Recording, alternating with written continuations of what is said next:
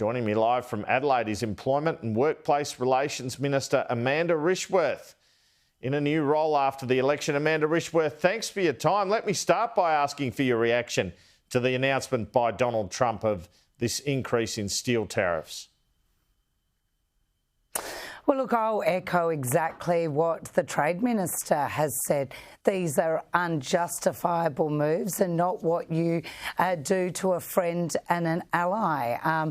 This continues to, be a difficult area, but one that we will throw everything at. We've, of course, continued to work through this and be in contact with those Americans in the administration to work through in a methodical and consistent way, and we'll continue to put forward that these tariffs should be removed from Australian steel, and we'll continue to do that and put forward our national interest.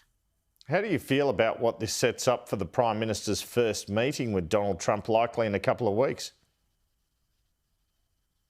Well, look, I think what you can expect from our Prime Minister and the whole Australian government when it comes to working with the Americans, we will work in a constructive way. We'll be consistent, methodical. We'll stand up for our national interests, but put forward the point that these moves particularly hurt Americans.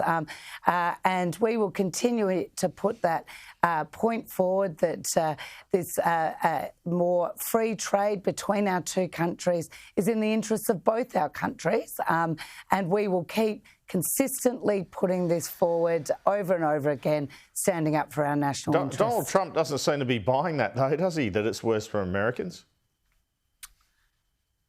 Well, look, obviously our approach, we can only take the approach that we have done in the past and continue to do is put forward what we see is a pathway forward, which is to not apply these tariffs to Australian steel. Of course, I don't need to remind you, Andrew, that America imports a lot more or sends a lot more stuff to Australia than we send to America.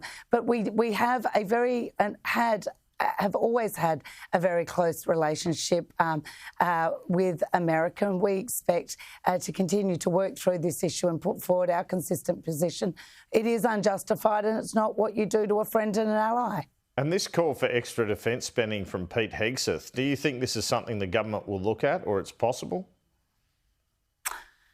Well, look, our focus, of course, is delivering what is a fundamental capability uplift in AUKUS. AUKUS is a significant not only spending, but a significant capability uplift for Australia that is so critical. So our focus across the board is delivering that. That is requires incredible partnership with the US as well as the UK, but that is where our eyes are firmly on, is delivering. And of course, coming from South Australia, AUKUS will have such a revolutionary impact on our city and our country, and that's what we're firmly focused on. All right, well, you're meeting with business leaders and union leaders for the first time this week in your new role. It's a regular kind of forum, I'm told, but it's the first after the election, and the former IR Minister Tony Burke held a similar meeting after the election in 2022 and then proceeded to do a whole bunch of worker and union-friendly reform. What are you hoping to achieve here? Well, I actually think that bringing people together around the table is critically important. One of the fundamental, I think, elements of what we can achieve is tripartite institutions. That is bringing unions and employers and government together to solve some of the challenges going ahead, to consult and have a discussion. One of the things I would say is that some of the laws that we passed, for example, the right to disconnect, there was a lot of concern about that, but we're now seeing from the HR Institute of Australia that law that was passed is actually having a positive impact on productivity, and employee engagement. So I want to sit around and have a meaningful discussion across the board, bringing people together, because I think we can chart a way forward in which workers do have rights. They do see their wages growing, but we are able to create more productive workplaces and therefore more profits for business. I think that this can be achieved, and that's what I'm hoping to work forward in my role actually going forward. Yeah, you have framed this meeting in the press as about productivity, which is not in great shape in Australia. It could be argued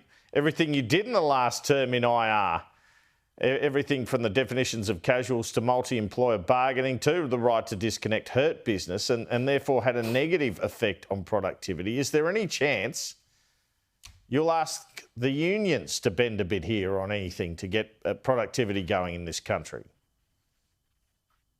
Well, as I just explained, Andrew, some of the measures that we actually put in place has improved productivity. Now, that wasn't the prediction, but that's been the result. The same HR Institute report said that, for example, the sexual harassment provisions that we've put in place to prevent sexual harassment in the workplace is also having a positive impact.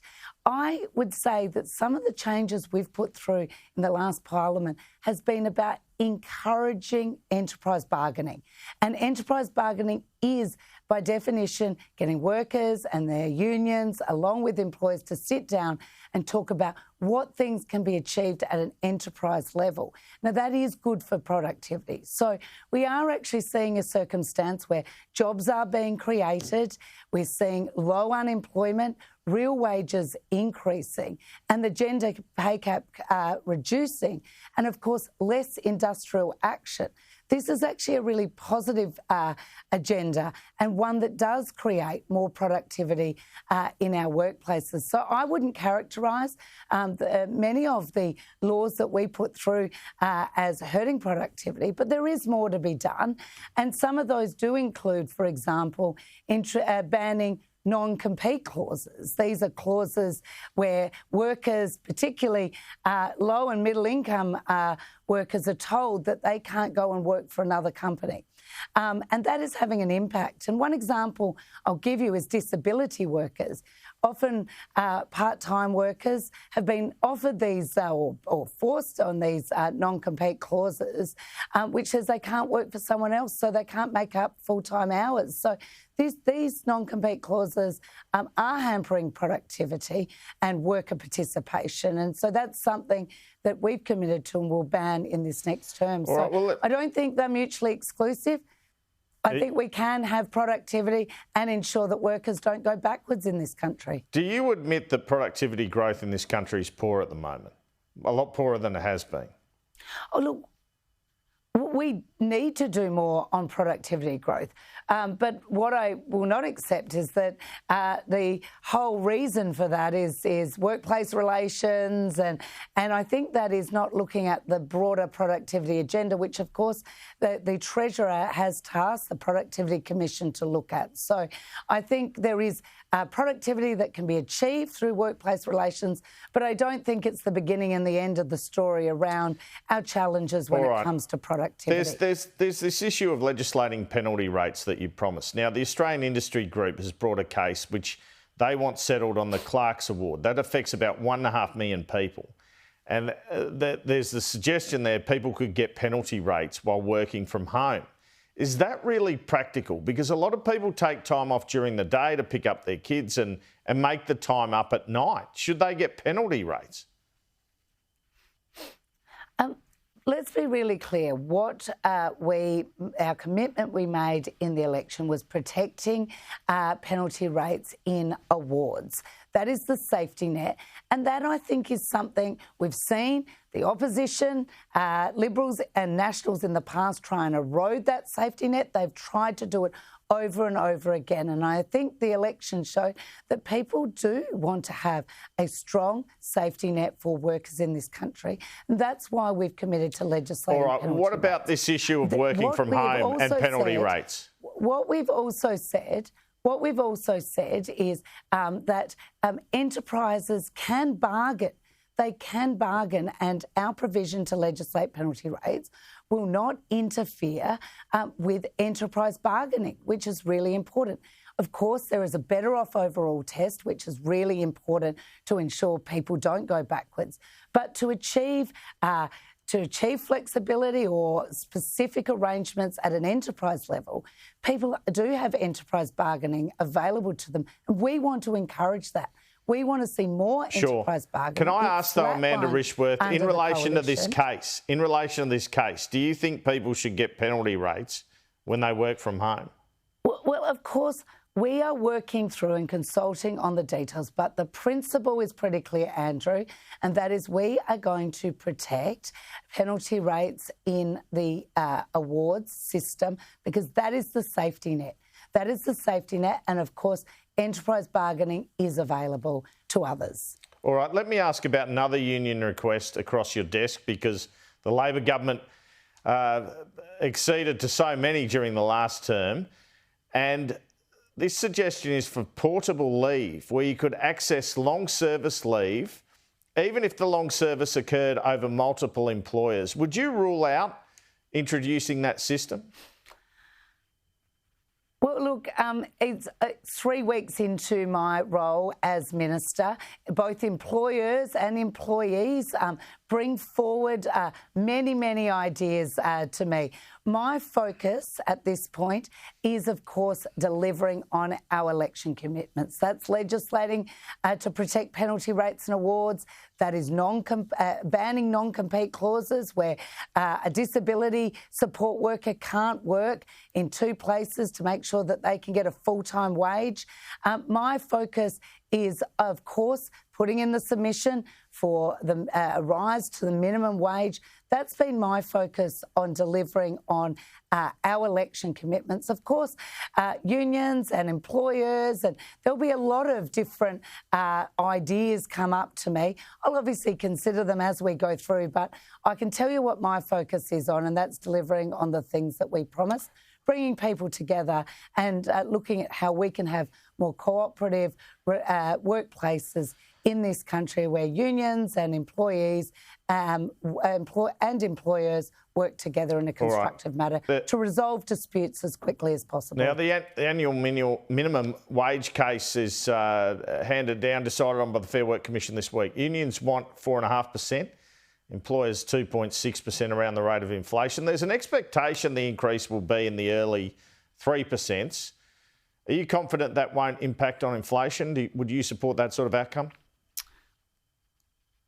Well, firstly, I would say that we have put forward a submission that has called for economically responsible real wage increase, and that's been consistent with the position we've taken as a government. We don't want to see our minimum and award wage workers go backwards. Now, of course, the Prime Minister was derided for this, as if this was somehow economically irresponsible. But what we've seen as a result of our careful economic management is some pretty important indicators. For the last 18 months, we've seen real wages grow. We've also seen inflation coming down. And in the last monthly jobs figures, we've seen 89,000 jobs created. This is the focus of, these indicators are the focus of what I'm focused on, what the whole government's focused on, because these are really important figures to ensure that there's jobs, low unemployment, wages are going up, and that we are able to deliver for the Australian people. All right, Michael Caine from the TWU came out a couple of weeks ago threatening to shut down the country if the Transport Workers Union didn't get what it wanted. How do you propose to deal with that? Well, of course, there is provisions through the Fair Work Commission to enterprise bargain, which is what he was referring to actually conduct enterprise bargaining. And the Fair Work Commission does have a look at enterprise bargaining, and whether that's individual enterprises or whether that's multi-employer bargaining.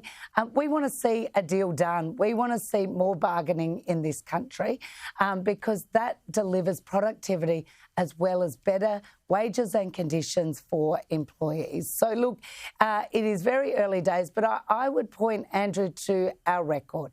We have seen less days lost to industrial action under our government than the previous government. And when it comes to matters of bargaining, I want to see deals done so that workers get better wages and that employers can have productive enterprises. All right, a big decision by the government on the North West Shelf this week. It does seem a bit incongruous to have a net zero target by 2050 and approve this project till 2070, doesn't it? Well, as you mentioned, the Minister was looking at this approval process through the EPBC Act. But I think it's important to note that this project is not, that is not the only sort of environmental protection that is put onto this project. I would note that we have, of course, the safeguards mechanism, and that's the important mechanism where very large polluters reduce their greenhouse gas emissions. And this project does fall under the safeguard mechanism. So they will be required under the provisions of that Act to reduce their greenhouse gas emissions each and every year. And they will have to do that currently and under the extension.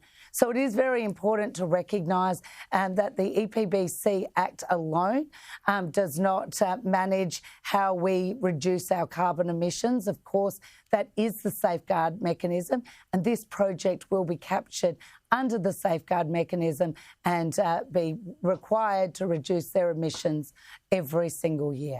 All right, just finally, there's been some confusion around the government's superannuation tax proposal about how it applies to federal politicians on the old defined benefit scheme. And I saw you had to answer some questions on it during the week.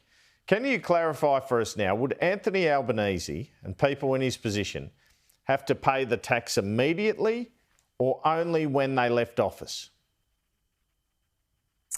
Well, let's be clear that the majority of federal politicians, like myself, have industry super funds, and so, or other super funds. I have an industry super fund, and so I'm subject to the exact same rules that other people with industry funds have. And so, if my balance ever gets to $3 million, then I'm not talking about you, Amanda Rishworth. I'm not talking about you. I'm talking about Anthony Albanese and people in his position. I'll get to, well, let's be really clear, this is not about any individual. But if we're talking about defined superannuation funds, which there are a lot of different categories of people with those, some politicians, but also there's service personnel, there's emergency service workers, a range of former public servants that have defined benefit schemes. What we have done, as been past practice, is actually apply commensurate provisions and treatment to achieve equivalent tax outcomes. And so they'll get taxed straight away. Been done in the past. So they'll get taxed straight away. No, is that what you're saying? What I'm saying it is been. No, what I'm saying is that the same provisions that have been used to treat defined benefit schemes in the past under the coalition and under previous governments have been applied. This has been out in the public for some time. It will apply to all across the board how defined benefit schemes have been treated in the past. What they've done is looked at commensurate treatment to get equal or equivalent tax outcomes, and that's what we've done. But they're different schemes, But Andrew. they have to pay it they're later. Not the same type of scheme. They have to pay it later, but they pay the same tax but later. Is that what you're saying? What I'm saying is we have applied the exact same rules as in the past that had been how you treat defined benefit schemes to this provision as well. It's entirely consistent and long-standing and applies across the board to defined benefit schemes, which the Commonwealth has constitutional power over. Amanda Rishworth, I'm sorry to labour this, but I did kind of warn I was going to ask you about this. So would someone like the Prime Minister have to pay this? Would they be required to pay this later? It may be so-called commensurate. Or would they, like anyone else with $3 million in a super fund, have to start paying it straight away? It's really a yes or no question. Later or straight away? Well, they are treated differently. There is interest payable that is calculated in a defined benefit scheme. It is the same way that other superannuation tax changes and other changes have been applied to the defined benefit scheme. It's no different. They are different schemes, but ultimately what the government does and has done in the past is look at how you can apply the equitable or equivalent tax provisions to the same to the schemes, and that is what is happening. All right, Amanda Rishworth, thanks so much for your time. Thank you.